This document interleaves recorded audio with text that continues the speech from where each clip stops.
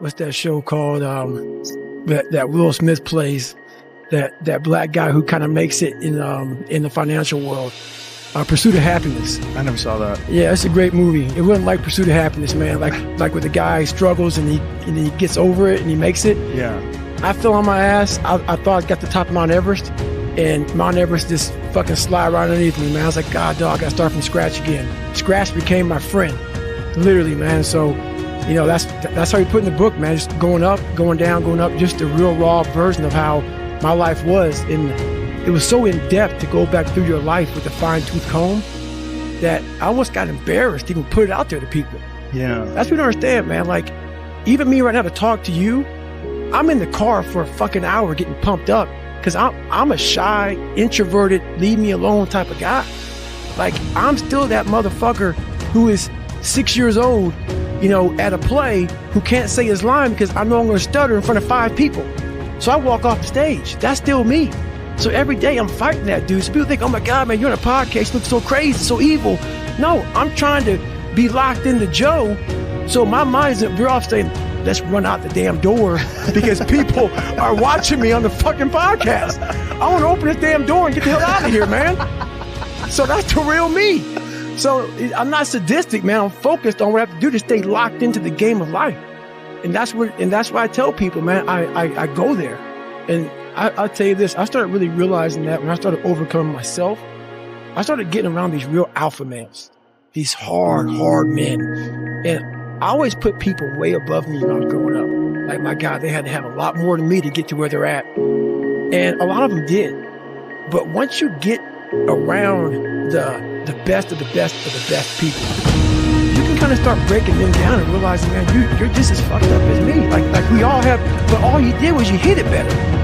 Your upbringing, your mom and dad, your society, the way you were raised, it hit it better than mine. You weren't the only black kid, or it was like 5 in a school. You know, I can't hide. Going through Buzz, I was only a black kid. You can't hide. But I started realizing just because I look different than you, a lot of you motherfuckers can't hide either. So it started giving me courage to watching people that we all have a story. We all have a jacked up life in one way or another. Some of us don't have the guts to talk about it. And that's where I found the guts to talk about mine, as psychological warfare. And that's where I started learning that life is one big psychological warfare that you play on yourself. You play on yourself, man. The most important conversation I ever had is with myself. And the shit I was telling myself was so fucked up, it was so wrong, it was so misguided. And other people start to write that down for you also. And it starts to be what you say to yourself every single day. And I started creating a whole nother warfare. A whole nother battle started coming. I was like, oh, hang on a second. You have these tools.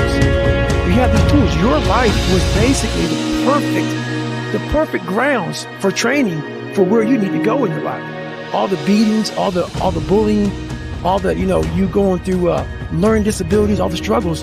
It was the absolute perfect training ground for you to go to where you need to go. And that's how I started looking at my life versus woe is me, poopy pants, kick a rock down the street mentality. It was, no, God just hooked you right the fuck up. He hooked you right up, man, with the perfect place. You were training for the first 18, 19, 20, you were training for this stuff, man. You have the advantage of everybody else versus, my God, they're so above me. They came from a great family. Mom and dad love them. They didn't have to learn, they didn't stutter, they didn't struggle. No, man, your struggle is what made you who you are now. So I started flipping this into a whole different, I started being a master of what I was scared of. I was scared of my mind.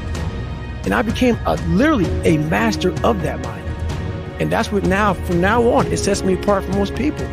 I started diving into that. Well, I used to look at my life from a different vantage point. And when you're in all the muck, and you're just walking in muck and walking in muck and walking in muck, you don't see that if you look off to the fucking left of the muck, there's a sidewalk, brother. Get off of it. You have your head down looking in this muck. Once I saw the sidewalk, got the sidewalk, I got a little break. And I got a different vantage point.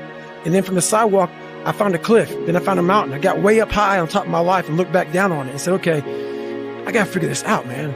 I'm not going anywhere.